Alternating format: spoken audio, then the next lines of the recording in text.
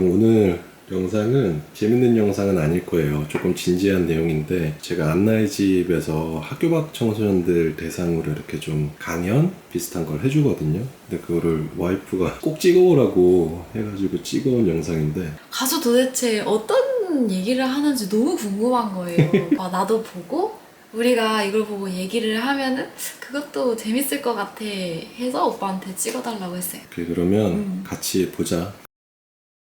오늘 몇몇 분들은 제가 봤던 분들이고 이제 나머지 분들은 처음 뵙는데, 일단 저는 필이라고 합니다. 앞에 잠깐 소개해 드렸죠. 봉사 모임을 지금 만들어서 11년 정도 하고 있고요. 지금 마케팅 회사랑 컨텐츠 만드는 회사를 같이 운영을 하고 있고요.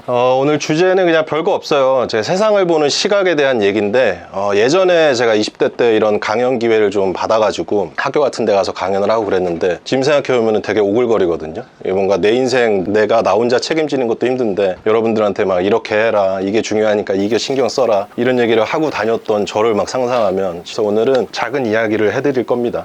20대 때 나에게 도움을 줬던 것들이 있거든요. 근데 20대 때 몰랐어요. 내가 이 생각을 갖고 있는 게 나한테 도움이 될지 안 될지 몰랐는데, 지금 돌이켜보면 이것들이 너무 저한테 큰 도움들이 됐던 거거든요. 첫 번째는 제가 전공이 없습니다. 대학을 안 나왔어요. 고등학교 때 굉장히 파란만장한 학창 시절을 보내서 전공 없이 그냥 바로 사회로 나왔거든요. 그러니까 대학을 안 갔으니까 일을 좀 일찍 시작을 했겠죠. 그러니까 이제 아이들이 저한테 와서 물어봐요. 형, 나 뭐 해야 돼? 나 잘 모르겠어. 뭐 이런 얘기를 많이 하거든요. 이런저런 조언들을 해주면 항상 이 친구들이 하는 말이 있어요, 뒤에. 형, 그래도 내가 배운 게 이건데. 이 말을 진짜 많이 해요. 그러니까 대학교에서 미술을 전공했으면 내가 뭘 해야 되는지를 생각할 때 미술 밖의 세상을 보질 않아요. 왜냐?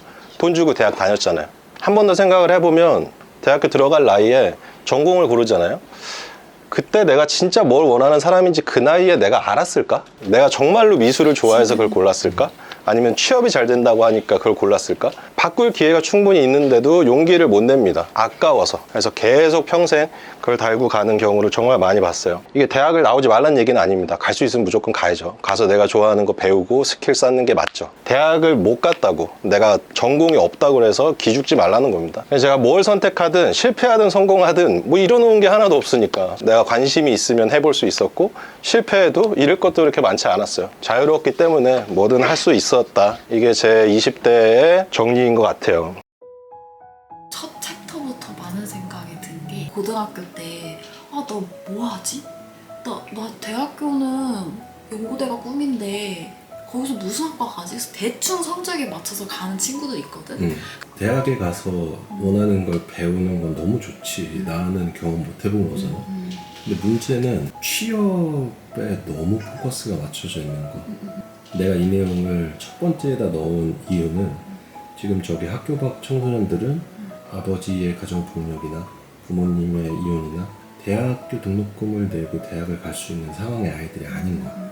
그래서 이 아이들에게 어떤 얘기가 제일 도움이 될까라고 고민하다가, 대학을 가는 것만이 인생의 답이 아니고, 대학을 가지 못했다고 해서 인생에 엄청난 페널티를 안고 사는 게 아니다. 그러니 전공이 없는 걸 부끄러워하지 마라 라는 취지에서 이제 얘기를 한 거지. 뭐가 하고 싶은 게 없다고 해서 너무 고민하지 않았으면 좋겠어. 그냥 20대 때는 이것도 해보고 저것도 해보고 이 일도 해보고 저 일도 해보고, 그러면서 왜 연애하듯이 연애도 여러 사람을 만나봐야 진짜 나랑 잘 맞는 사람을 만날 수 있다고 하잖아. 그러니까 뭔가 전공이나 이런 일들도 여러 가지를 하면 좋을 것 같아. 굳이 이런 하나에 얽매이지 않고. 맞아. 그런 생각이 들었습니다. 두 번째는 제가 진짜 남을 많이 부러워합니다. 요즘 완전 반대죠, 사회 분위기가. 부러우면 지는 거라는 말 있잖아요. 근데 저는 그거에 동의를 못하는 사람 중에 하나인데, 이게 저한테는 되게 의미 있는 키워드예요. 이게 29입니다. 29살. 제가 피자헛을 처음 간 나이. 29에 처음 갔어요.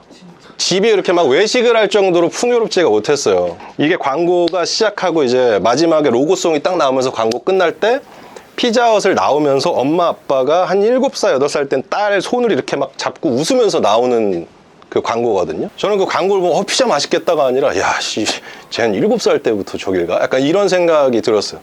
되게 약간 꼬였지, 사실. 그 당시에는. 이런 상황이니까 뭐 길거리에 스타벅스 들고 다니는 사람들, 피자헛 가고 뭐 아웃백 가는 사람들이 부럽겠어요, 안 부럽겠어요? 당연히 부럽죠. 근데 저는 부러움이 되게 좋은 동기라고 생각을 하거든요. 아니, 부러우면 부러워하는 거죠. 부러워서 피자헛 갈 만큼 스타벅스 마실 수 있을 만큼 노력해서 돈 벌자 라고 생각하면 그게 되게 좋은 동기가 되는데 뭐 돈이 썩어나나 쟤는 그냥 집이 잘 살아서 그럴 거야, 쟤는 저거 부모 돈이야 하고 생각하는 건 사실 아무 도움이 안 됩니다. 그래서 한 끗 차이긴 한데 그냥 부러워하면 돼요. 누가 벤츠 타고 나타났어. 내 고등학교 동창이 갑자기 어디 가서 무슨 일 했는지 모르겠지만 갑자기 벤츠 타고 나왔네요. 포르쉐 타고 왔네.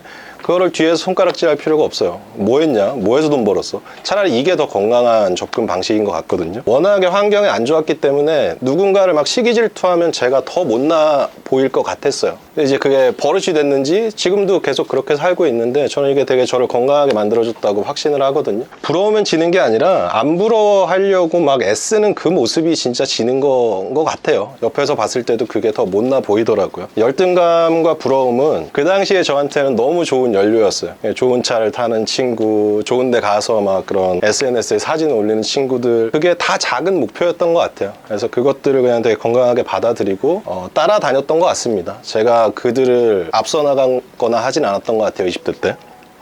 많은 생각이 들게 하는. 나는 오빠를 만나면서 진짜로 많이 배워야 되겠다고 한 것 중에 하나가 사실 저거야. 오빠 말대로 한 끗 차이거든. 내가 뭔가 저 사람이 되게 부럽고 질투나고 뭔가 짜증나고 이거는 당연하게 인간으로서 드는 감정이잖아. 근데 사실 이거를 나는 왜 이러지? 왜 나는 쟤보다 안 되지? 막 이렇게 생각을 하기 시작하면은 너무 내가 초라해진다고 해야 되나? 그리고 근데 이게 티가 나더라고. 근데 나도 그렇게 생각해. 난 왜 이러지? 나 왜 안 되지? 이런 생각을 내가 아예 안 하는 게 아니라 해. 하지만 나라고 안 될 게 뭐 있냐, 해보자. 제 정도는 아니어도 제 반은 되겠지 하고 실행을 하는 거지. 상대를 깎아내리는 게 아니라 내가 저 근처라도 좀 가보려고. 사실 만나게 된 계기도 나 자존감이 낮아요 이러고 오빠한테 그치. 나 상담을 책쓸 때. 했었잖아. 그 약간 작가님한테 상담하듯이 했잖아. 근데 그 정도로 그때는 진짜 뭔가 생각도 엄청 많고 자존감도 엄청 떨어져 있었는데 오빠의 어떤 영향을 받았는지 사실 잘 딱히는 모르겠어. 근데 오빠가 생각하는 거, 오빠가 행동하는 거 그냥 그런 거를 옆에서 계속 보다 보니까 그럼 나는 어떻게 더 나아져야 되지? 어떻게 성장해야 되지? 막 이런 생각을 좀 많이 한 것 같아. 그래서 오빠를 만나면서 가장 내가 많이 좋게 변한 거. 질투 이런 걸 안 하게 됐다. 뿌듯하구만. 그렇죠. 세 번째는 힘듦과 불행을 연결짓지 않는 건데 이거는 뭐 제가 특별히 무슨 생각이 있어서 이렇게 하진 않은 것 같고 그냥 태생이었던 것 같아요. 그러니까 힘듦과 불행이 왜 같지? 라는 생각을 제가 진짜 많이 하거든요. 이 자기연민이라는 감정이 저는 사람한테 제일 위험하다고 생각을 해요. 자기연민이 뭐냐면 나 스스로 나를 되게 딱하게 생각하는 거예요. 그 임계점을 넘어가게 되면 사람이 좀 세상을 좀 왜곡돼서 바라보는 것 같아요. 나만 더 힘든 것 같고 나만 더 아픈 것 같고 나만 불행한 것 같고 이런 생각을 많이 하거든요. 쉽게 어떻게 생각을 하시면 되냐면 여러분이 집에서 게임을 합니다. 폰으로 게임을 해요. 레벨 올려야죠. 레벨업 해야지. 그럼 밤샌다고요. 한 3시, 4시쯤까지 보고 있으면 막 눈도 아프고 졸리고 뻐근하고 이래요. 힘들잖아요, 솔직히. 근데 그게 불행해요? 아니잖아. 내가 하고 싶어서 육체적인 힘듦을 내가 그냥 자처한 거지만 행복하잖아요. 지금 게임하고 있으니까. 저는 그렇게 생각했어요. 워낙에 제 학창시절이나 이제 어렸을 때가 상황이 정말 안 좋았기 때문에 서울에 나와서 춥고 좁은 집이지만 내가 여기에 거처를 마련하고 여기서 내가 하고 싶은 걸 하면서 작지만 그래도 내 힘으로 돈을 번다는 것 자체가 그냥 저는 너무 재밌었어요. 누가 등 떠밀어서 한 건 아니니까. 저 당시에 저도 좀 자기연민 비슷한 게 있었어요. 나는 왜 안 될까? 나는 왜 이럴까? 다른 사람들은 여기서 출발하는데 나 혼자 여기서 출발해서 얘보다 4배, 3배, 막 5배 노력했는데도 난 고장 여기 와 있고 얘는 뭐 편하게 가고 있고 이런 상황들이 되게 싫었어요. 근데 이제 어떤 계기로 좀 그냥 내가 가지고 있는 것들에 좀 감사해보자 라는 생각을 갖게 됐고 그때부터 좀 일이 많이 잘 풀렸던 것 같아요. 그래서 인생은 결국 양면이 있거든요. 어느 쪽에 여러분들이 더 집중할 거고 세상을 어떤 시각으로 바라볼 건지 그게 굉장히 중요하다고 봅니다. 생각이 많아지는 두 번째 주제야. 이게 왜냐면 자기연민이 내가 또 없는 사람이 아니거든. 근데 그 이유가 나는 좀 건강이랑 관련된 게 있어. 내가 건강이 어렸을 때부터 조금 안 좋은 게 있잖아. 이런 생각을 많이 했어. 왜 나는 왜 남들보다 막 엄청 건강하지가 않지? 근데 그게 안 좋게 빠지는 게 뭐냐면 그러면 당연히 나는 다른 사람들보다 핸디캡이 있으니까 나를 더 챙겨줘야지. 배려받아야지. 근데 그러다 보니까 이게 점점 안 좋아지더라고. 나이를 먹을수록. 근데 이것도 오빠를 만나고 좀 많이 달라졌어. 지금은 자기 현민이랑 다 오빠가 정말 싫어하잖아.